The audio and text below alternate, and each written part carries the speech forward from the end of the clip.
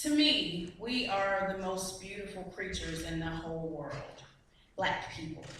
And I mean that in every sense, outside and inside. And to me, we have a culture that is surpassed by no other civilization, but we don't know anything about it. So again, I think sometime before, my job is to somehow make them curious enough or persuade them by hook and crook to get more aware of themselves and where they came from and what they are into and what is already there, and to just bring it out.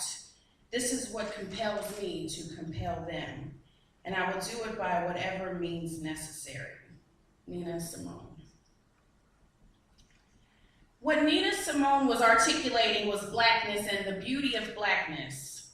Sadly, Miss Simone, you are among a minority that sees the beauty in blackness.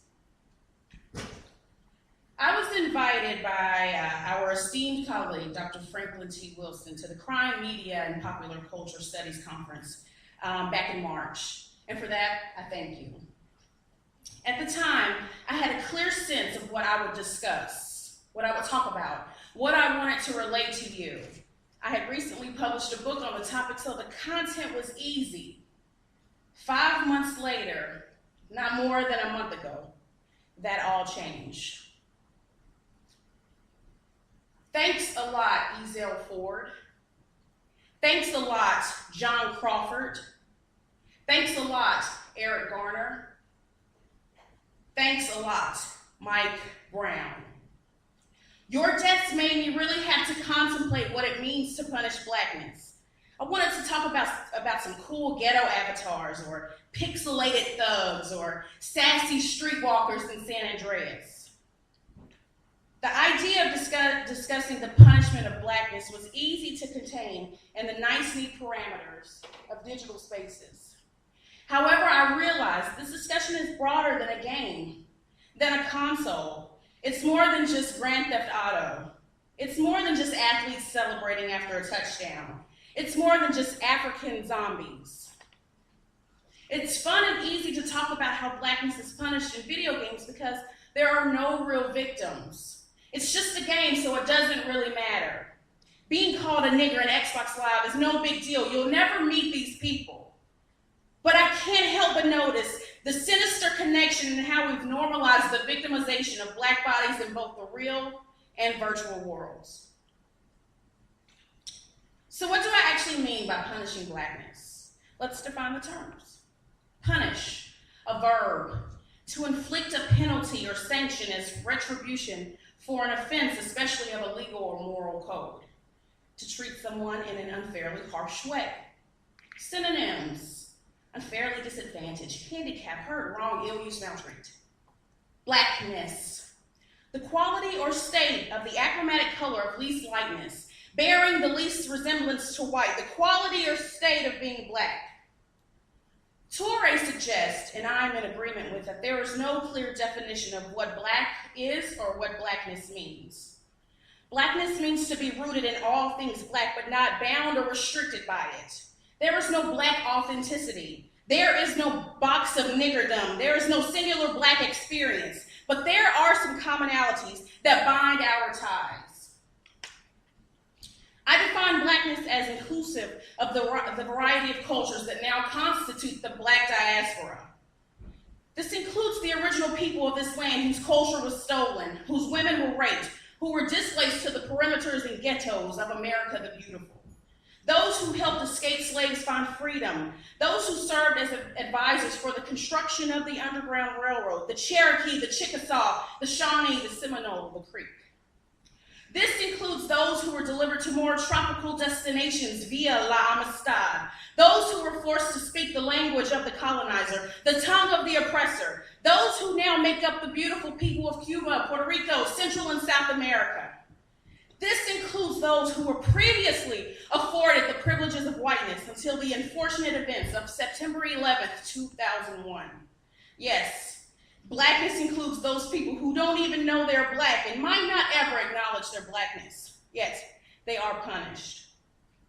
So how did this trend of punishing blackness begin? Mark Twain said, "Truth is stranger than fiction." Yes, but truth also informs fiction. The template exists. It has been created for us. When members of the Black diaspora were securely contained and detained on either reservations, on tobacco fields, on cotton fields, there was no need for a concerted effort to police Blackness. It was very much rooted in the culture. There was no extra effort necessary. If you can recall the propaganda and media campaigns surrounding runaway slaves, they weren't rooted in the dangerousness of the escaped slave. They were merely informational. There was no need fearing the slave. They were depicted as shiftless, simple, ignorant, always singing and dancing, in love with watermelons, just pickaninnies. Even post-Nat Turner, there was swift retribution. Slaves involved and not involved in that revolt were murdered. Repressive policies were implemented. Rights of the freed were taken away. The uprising discouraged white allies from even questioning the slave system. There was no need for a lingering media campaign. Furthermore, there were no other uprisings that could ever compare to Nat Turner's revolt. Only once slaves were freed and the era of Reconstruction began did the idea of punishing Blackness in the sense that we know now today emerge today. The template was solidified with the birth of a nation, creating the fear of the Black other using women, Blacks in positions of power over whites, and the need for white vigilante groups such as the KKK to reestablish honest government. This template of creating a fear of Blackness, vowing the need to protect white womanhood, criminalizing Black masculinity, overdoing Black punishments, have been perfected by movies, news, sports culture, social media. So, how do video games, as an extension of convergent media, fit this template perfected by popular culture? How do video games punish Blackness? Specifically by employing Omi and Wynant's conception of a racial project, we can see how many popular video games fit within this theoretical schema wherein racialized ideas, bodies, and structures are constructed, mediated, and presented through a safe medium. Using their definition, race should not be understood in terms of physical or biological reality. Rather, race is created under conditions of power, whereby historically one group dominates over others politically, economically, and socially. Hegemony is a popular system of ideas and practices enacted through all social institutions. Race is embedded into the social fabric of the American social order, validating racialized practices in many institutional settings, and video games are not exempt from this trend. The dominant narratives deployed in video games such as Halo, Call of Duty, Street Fighter, Gears of War, Grand Theft Auto, and others lead to the continued construction and maintenance of hegemonic masculinity and whiteness as privilege. The ideology deployed via the narrative of video games refers to the collective of ideas that reflect the interests of a particular group of people. What has occurred in the United States context is that race has infiltrated in such a way that these ideologies have been mainstreamed and have found themselves embedded in digital media and video gaming. The purpose of these images and narratives is to make intersecting inequalities to appear natural, normal, and inevitable parts of everyday life. These normalized images continue to justify the oppression of marginalized and minority groups. One would think that debunking and challenging these narratives would be an easy feat, but these images have been generalized to the point of normalcy by the dominant group who holds the authority to define values within society and continue to proliferate, where stories counter to these images cannot compete. Through my research, I've identified 5 areas that have been employed to punish Blackness in video games. Now, I won't be able to go into each into detail because of time purposes, but there are some images here that would allow you to get the point. Stereotypical representations: coon, Black buffoon, the gangster, the thug, the over-aggressive athlete, the monstrous third world other. Ooh, it's scary down there. Conquering the other, where you and your privileged body will go out to these different places and destroy their communities, destroy their lands, destroy their homes. Racial tourism. We get to go down through Chinatown and see how they live. We get to go to the hood using our controllers. The deletion of blackness. Video games back in the day used to do a good job at showcasing black characters. But over time, these characters have evolved into some Caucasoid, skeletal, or even white other. The representations of blackness are the most telling within Xbox Live and the larger gaming community. Race and gender as hierarchical structures have manifested in video games in stereotypical manners that fit within the hegemonic notions of what it means to be a person of color, or monstrous other from the third world, or what it means to be a woman. This is only able to occur because the identity of blackness has been defined as deviant within society, popular culture, and media. Deviance is a term that refers to behavior that does not conform to socially accepted norms. As Terry and Erla explained, deviant social behavior manifests in the materiality of the body, and how different one may look, and how different one behaves, and how different one dresses, and the food that one may eat, and the way that one may punish their children. It is important to note that not all bodies are eligible to be labeled deviant. Most often, blackness and any association with blackness are punished the most violently in the space and deemed unworthy of full value.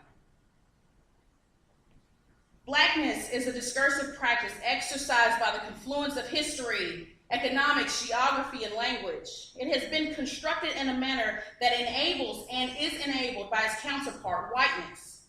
Whiteness has the ability to move, and this ability to move results in the unmarking of that body, creating the default setting, normalizing whiteness in the white experience, which in video games is an array of stories. In contrast, blackness is signified through a marking and othering and is always static and immobilizing. It is bound by the boundaries set forth by the establishment of the space.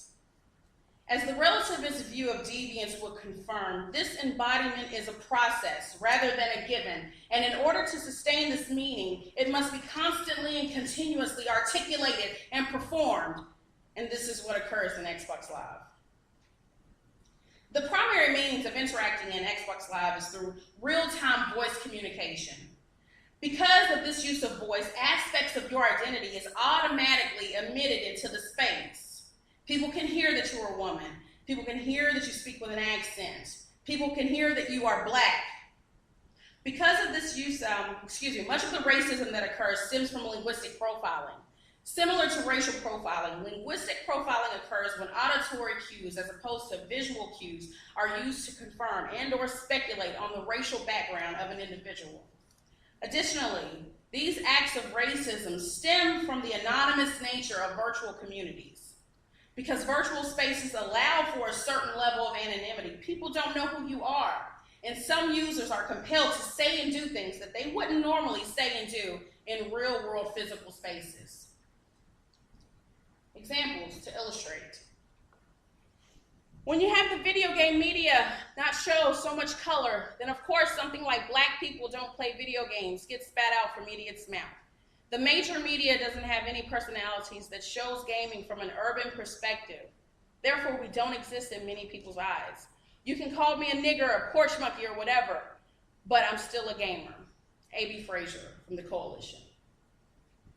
I've been a video game freak all my life. I play Need for Speed, Gears of War, Dead or Alive. I play Halo. But when they came up with Halo 2, it was more like for the online thing. I stopped because my own team would kill me because they'd hear my voice and start calling me nigger. If you was right next to me at the arcade, you wouldn't say nothing.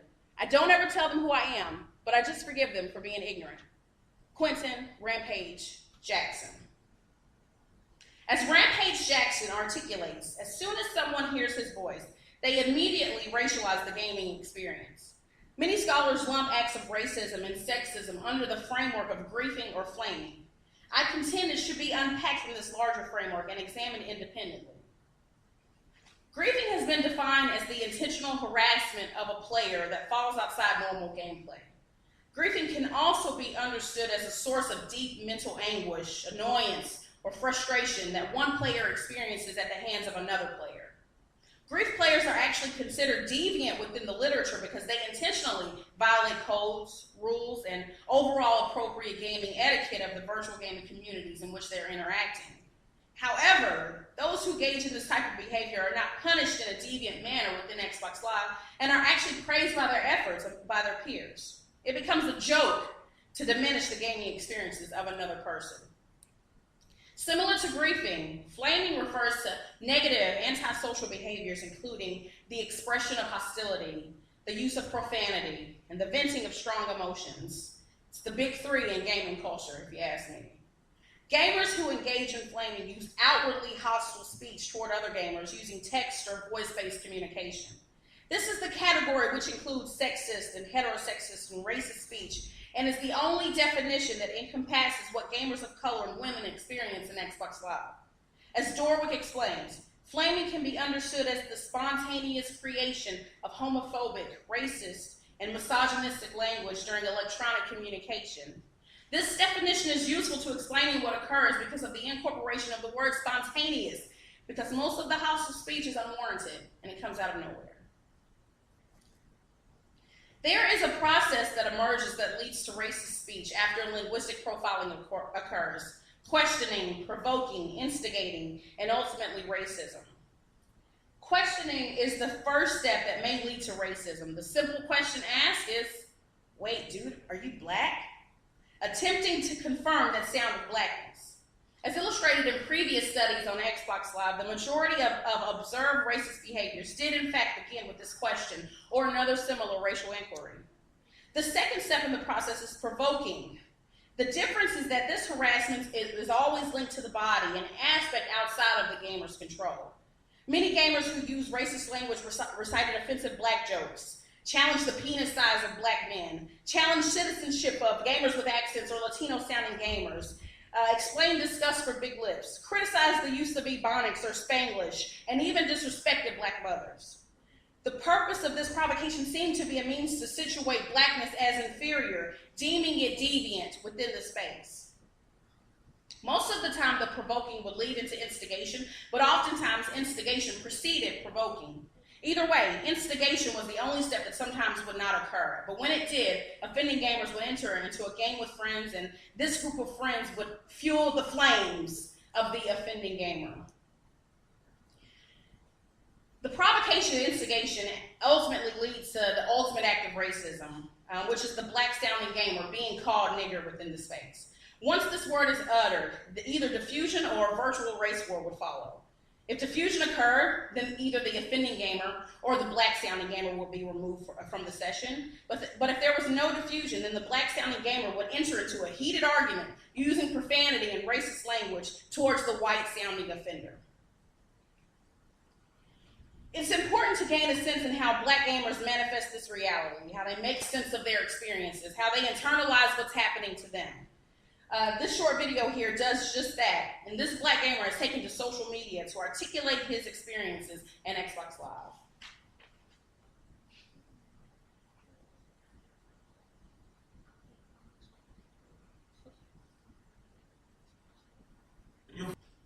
I love that video.